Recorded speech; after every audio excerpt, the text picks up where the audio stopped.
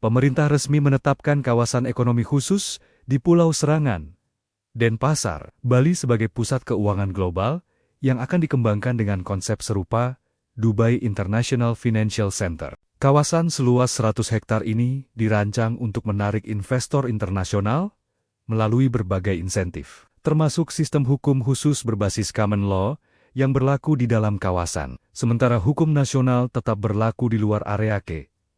Pemerintah juga menawarkan insentif fiskal kompetitif, bahkan hingga tarif pajak 0% bagi investor tertentu, guna mendorong masuknya modal asing. K ini diharapkan dapat memperkuat cadangan devisa, meningkatkan suplai dolar AS, serta memperluas sumber pembiayaan pembangunan nasional melalui instrumen keuangan global. Saya investigasi 5 orang pejabat yang paling tinggi mengeluarkan restitusi.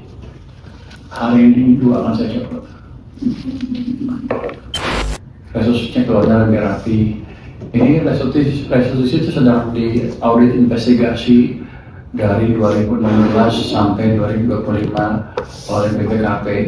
Saya minta di audit dengan betul supaya kita tidak kecolongan, apalagi di industri batubara. PPN-nya saya nombok 25 triliun restitusinya, net jadi saya bayar, kan ada yang nggak benar hitungannya. Jadi saya pengen lihat apa sih yang terjadi sebenarnya di restitusi itu. Sementara itu dibadan seperti supaya nggak terlalu tidak terkendali kalau ada kesalahan. Nanti kalau kesalahannya udah ketemu, ya udah. Siapa yang main, kita akan tahu. Hasil audit BPKP itu kemarin belum keluar, saya akan ketemu lagi dengan Pak Ate. Tapi gini, saya serius banget dengan restitusi itu karena keluarnya agak tidak terkendali. Sekarang boleh ngomongin bebas, saya menteri. Saya investigasi 5 orang pejabat yang paling tinggi mengeluarkan restitusi. Hari ini 2 akan saya copot. Apa Pak? Serius kan? udah ada berarti Pak. Udah fix Pak. Jadi message-nya adalah ketika ada instruksi seperti itu, jalankan dengan baik, jangan jor-joran. Jadi saya nggak main-main. Pak Sekjen belum datang ya? Belum Pak, sini. Ada 2 yang saya akan copot. Jor-joran dalam arti apa Pak? Jor-jorannya tuh jumlahnya berapa Pak? Apakah ada maksimal sampai sampai melebihi batas gitu? Bukan begitu, jor-jornya adalah tidak memberitahu perkembangan dengan akurat. Apalah, santai ya. Kita ini. Contohnya, udah tahu kalau kau udah nih. Kejebak nanti gua ngomong ya. Simpan aja kayak Simpan aja. Iya sih. APBN kita nggak? Hati pasar PPN. APBN kita. Tadi ceritanya beda soalnya. Kenapa dia kerja seperti apa? APBN memang Udah. Siap. Jadi gini,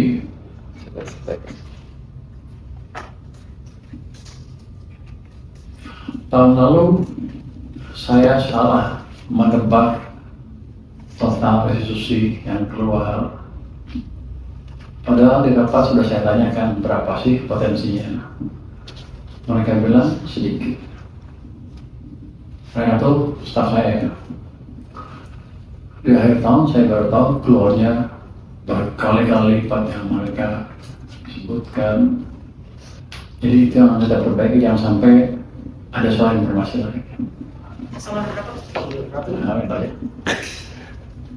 Berarti yang dilaporin sama stafnya bapak ke bapak nggak nyampe dengan benar dong Pak? Atau gimana?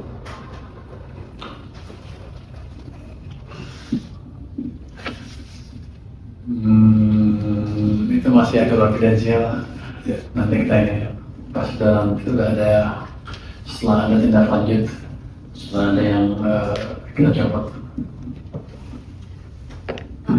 Sebulan ini kan kebijakan WFH kan udah berjalan ya Pak di ASN gitu. Udah ada kayak rank-rankan atau dampak efisiensinya sih Pak dari itu WFH si ASN itu? Apa udah mulai, apa akan diterapin terus ke depan atau akan ada ini lagi Pak?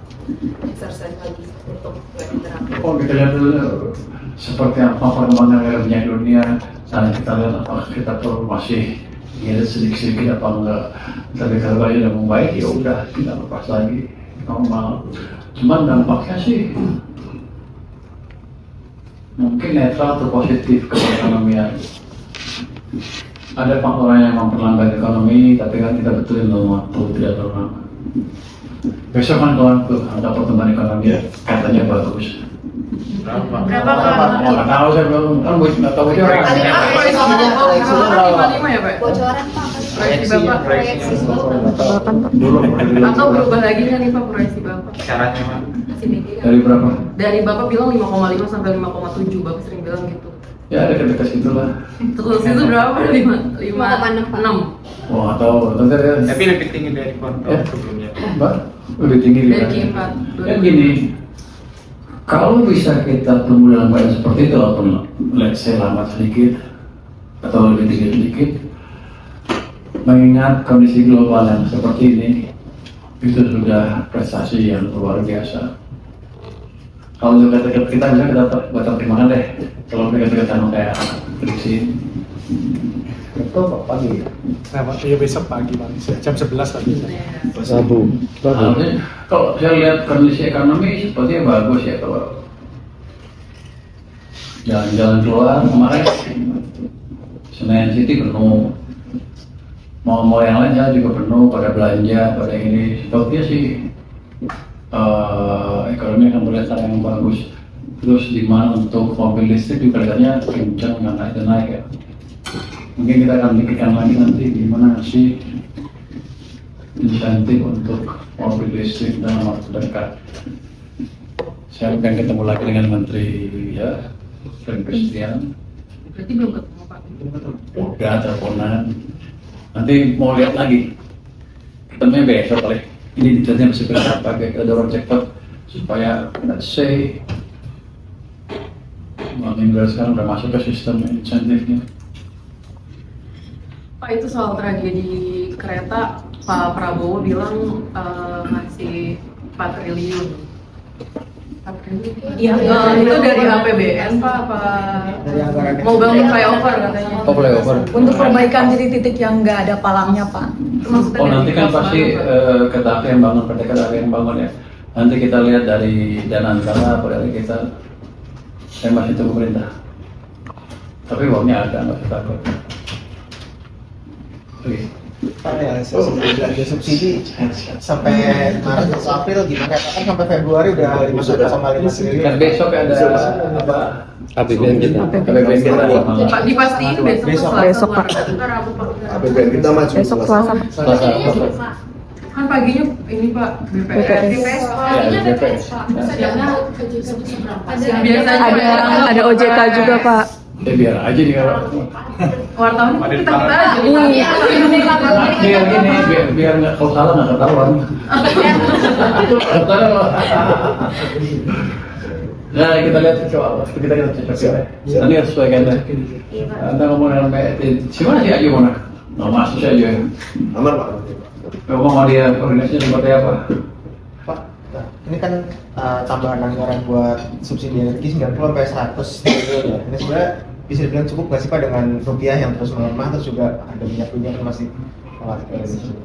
Itu dengan asumsi rupiah seperti itu dihitungnya waktu itu. Masih Jadi, sama. jadi cukup. Nggak perlu ada tambahan lagi. Enggak.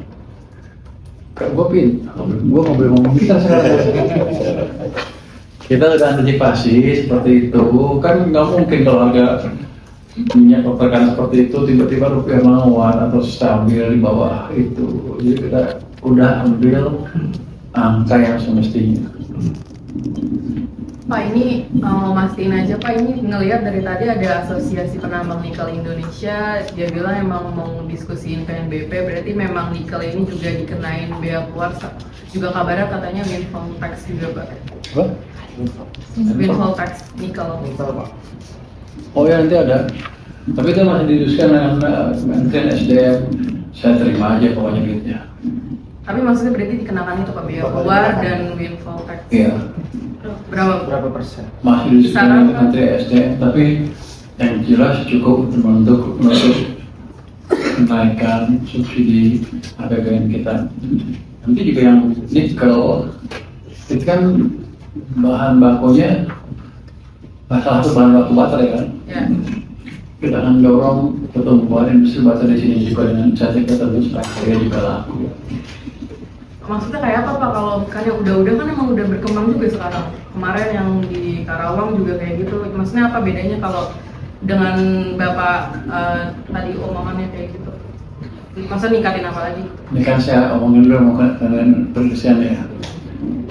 Pokoknya nanti dia lebih bahan-bahan yang pakai produk yang pakai bahan dalam negeri akan mendapat insentif lebih kira-kira gitu. Yang Anda pikir. Nanti masih diskusi, baru diskusikan saya. Nanti saya offside lagi kalau ngomong dulu bang. Tapi kira-kira udah clear mau diapakan. Ada komoditas lain yang juga ikut-ikut for tekstil. Ya, Selain batu bara nikel. Untuk sementara fokusnya situ. Kenapa batu bara nikel? Yang penting gitu.